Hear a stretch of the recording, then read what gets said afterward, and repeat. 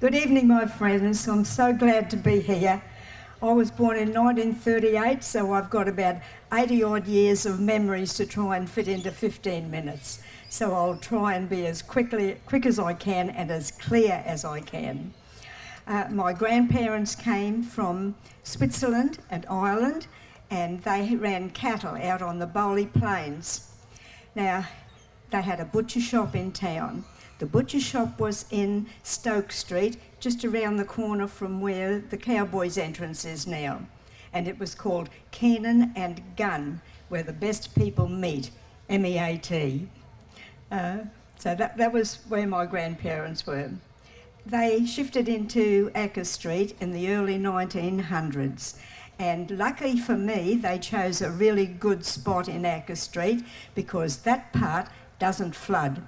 The bottom end floods, but the top end doesn't flood. That was 1900, and because of that, there wasn't any motor cars around, and most people had horses and sulkies. So instead of getting one block of land, they had 2 blocks, and one block had stables for horses and sulkies and carriages and whatever they used to use in those days.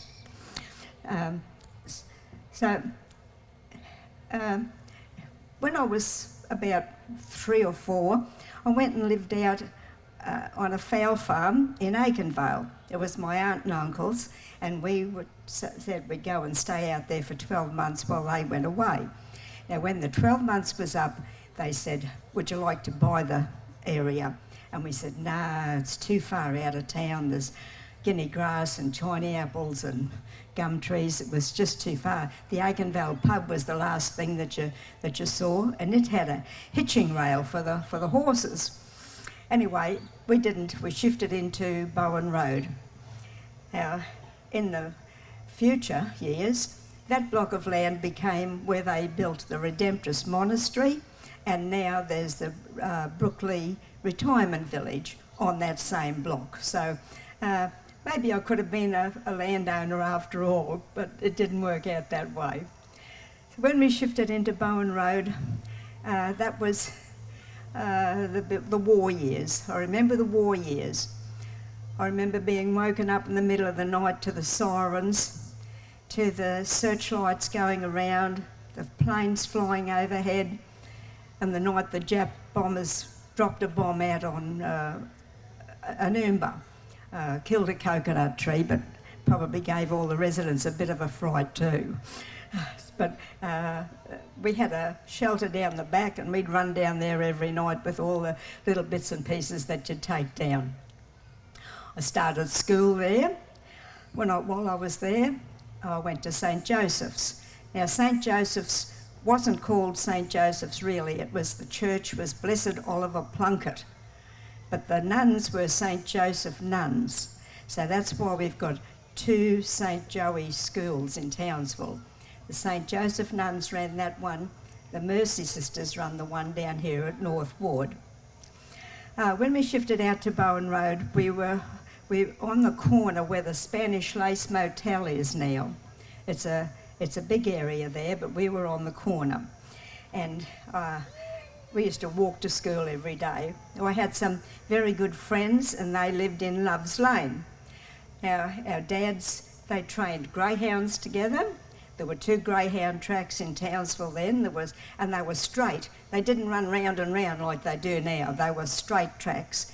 One was out behind the Malanda Milk Depot, and the other one was at the Sports Reserve.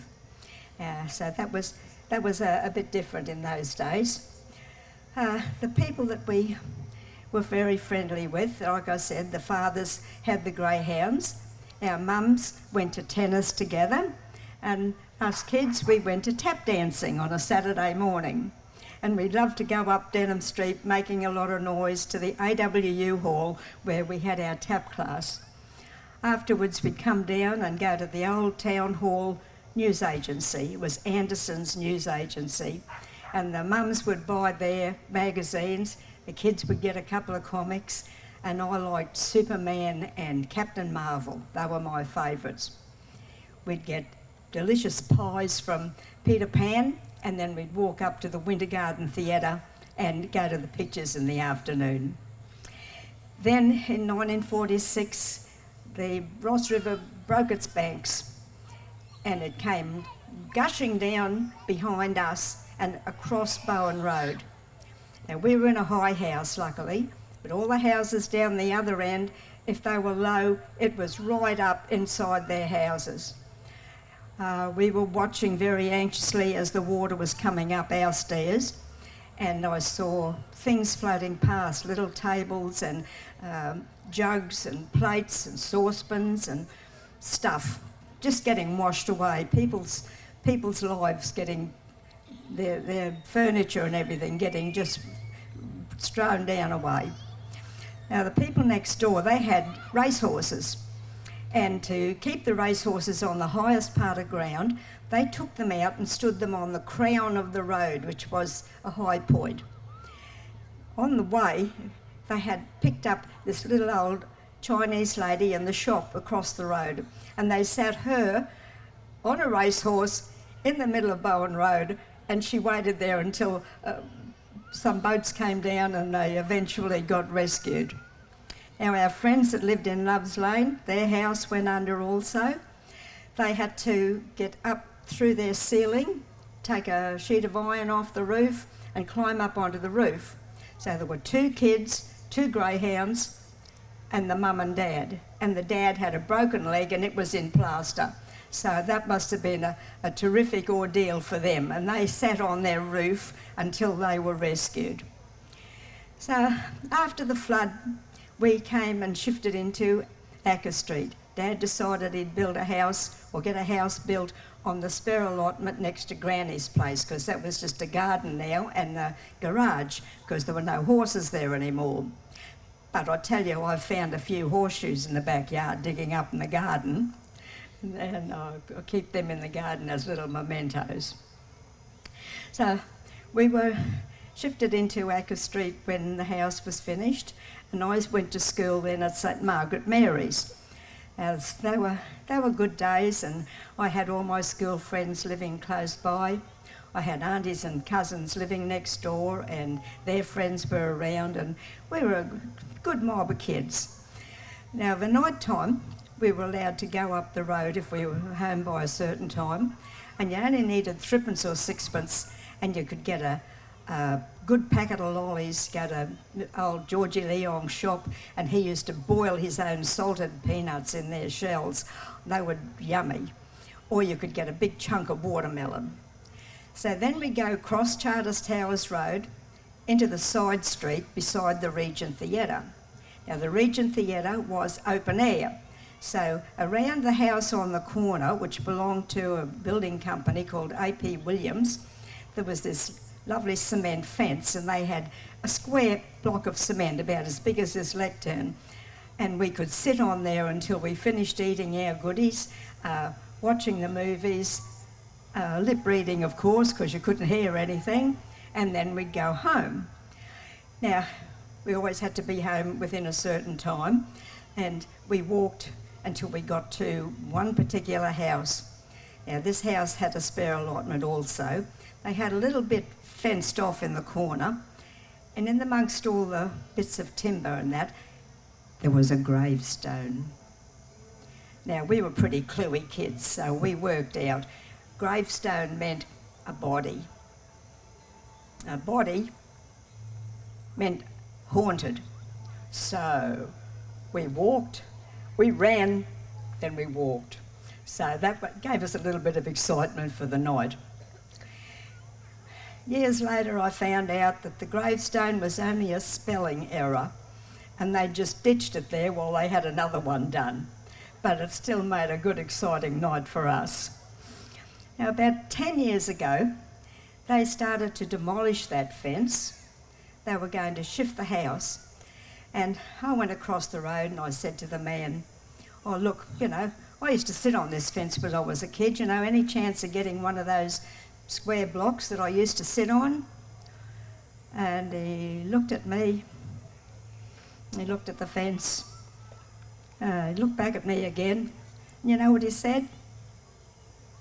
"Is it that old?" Well, he was the only one that thought it was a bit funny, and all the other workmen around, I didn't think it was funny at all. But I ended up with that block of cement, and I've got it in my garden today. Kids used to go to the pictures on a Saturday afternoon, and we got a really good value of those days. You'd get God Save the King. You had to stand up for God Save the King. Then you'd get the news. Then you'd get a serial that had a really gripping ending every week. You had to go back and find out what happened. You'd get a couple of travelogues or shorts. Then you'd get 2 pictures. You'd have an interval in between. If you wanted to go into the winter garden, you had to catch the bus, and that was a little bit extra expense. So you fortified that by running around the theatre after the movies, collecting all the empty soft drink bottles, lining up with the kids next door at the shop next door and getting the refunds. And so sometimes you'd go home with a little bit more money than you went with. There was another picture show called the Olympia. Now, the Olympia was open air, so we didn't go there in the daytime, but if you went there of a night time and it rained, you could run up the back and get underneath the cover. But if you didn't want to do that and the row in front of you was empty, you just pull that over in front of you, part of it, and put your nose through while you watched the movie while the rain came down. Now, the rain didn't last for long, but that rainy nights and sunny days took a bit of a toll on the the canvas. And sometimes after they stood up for God Save the King and plonked back down in the seats, you'd hear this big loud ripping noise and a scream, and everybody would laugh because they knew what happened. One of the seats had given way. I don't think anybody got seriously hurt because they weren't that far off the ground, but you just scuttled along and tried to hope nobody saw who it was that ended up on the floor. 5 minutes. Okay, now over the years I've written a few poetry books, and one of the poems that I read, that I wrote, was called The Old Days in Flinders Street, and I'd like to read it to you now. I have some of these books for sale afterwards, later on, after the lights and everything have been on. So now I'll talk about the Flinders Street memories. Does anyone remember the days before the mall, with Heatley's and McKimmons, and of course the old town hall? The antique elevator with the folding wire doors, where I spent some anxious moments stuck between the floors. The flash flamingo curtain on Theatre Royal stage revealed the Showtime splendour, unfolding history's page. The gaieties and Sawleys and Ronrico making fools. We also watched the concerts for the many local schools. The heady smell of bacon as we trod the wooden floors, along the aisles in Manahans, no air-conditioned stores. On Saturdays, the Roxy was alive with kids and song, with Uncle Norm and Auntie Val and Gracie played along. We'd sing our songs and 40-o provided sugared buns. Who cared if we had talent? Gee, we had a lot of fun. The Bluebird for a milkshake, Athel's Inn for scones and teas, spaghetti was great at Cafe Supreme, and Lane's for pies and peas. No traffic lights, just silent cops to guide you. But I betcha, if you rode your bike without a light, the old white ghost would get you. That's what they call the police car. It was a white Holden. The 60s saw us at the dance, a great place for romancing. Rock and roll and the blackout waltz, not a bit like Dirty Dancing. Although I loved old Flinders Street, the lot I can't recall, but when I stroll, my heart is glad, 'cause I love the Flinders Mall. Now, I sent that into letters to the editor, and people wrote in, and they said, you didn't mention this one, you didn't mention that one, so I wrote a sequel. Beak House and Pennings and Parlings, Cummins and Campbell's and Alfred Shaw's, Green and Rawkins, Armati's and Duffield's. Who remembers these wonderful stores? Like a colourful little Aladdin's cave with materials stacked to the top, Dressmakers for bridal parties made their choices from tassel silk shop. Bondels for apparel upmarket, or too jaunty for casual gear. Then for sandals and shoes, whatever you choose, Aspinalls and Fosters were near. From curtains to corsets at Inglis Smith's, they had a mighty big range. Your money whizzed up in the Flying Fox, then zoomed down to you with the change. Newlyweds were found shopping at Bukasev's for tables and chairs and some rugs. And LSD was a menswear store, not hallucinating drugs. We'd all buy our push bikes from Pages, go to dances at the railway canteen. I attended a few at the AWU, Flying Squadron and the old bowling green. The Bulletin lived in a nightclub and once was the Evening Star. There were buses till late every evening, which was great when you don't have a car. Under the stars at the Olympia, the picture's exciting and gripping, but then there's a shout and the laughter rings out to the sound of a canvas chair ripping. I know there's lots more I should mention. Thanks for sharing my journey through time. But I get so almighty frustrated when I'm searching for words that will rhyme. My poems have stirred some old memories, but why didn't I mention them all? It seems you can't please everybody, thinking what was before Flinders Mall. Brooklyn's jewellers for Marquisite watches. Ramble Inn, Brightways add to the tale. I was too young to know all the hotels, and Carol's were having a sale. They had a sale every week. Keep our memories alive with nostalgia, much more precious than fortune or war. Now, if I've not said your favourite, write a blanky letter yourself. Thank you. My time is up, so God bless and dream in colour. Bye. Please put your I'll hands come together back here for our later with my storyteller. books if Put your hands anybody together wants for our to storyteller. buy any New or chapters look at are them. written Thank every you. day.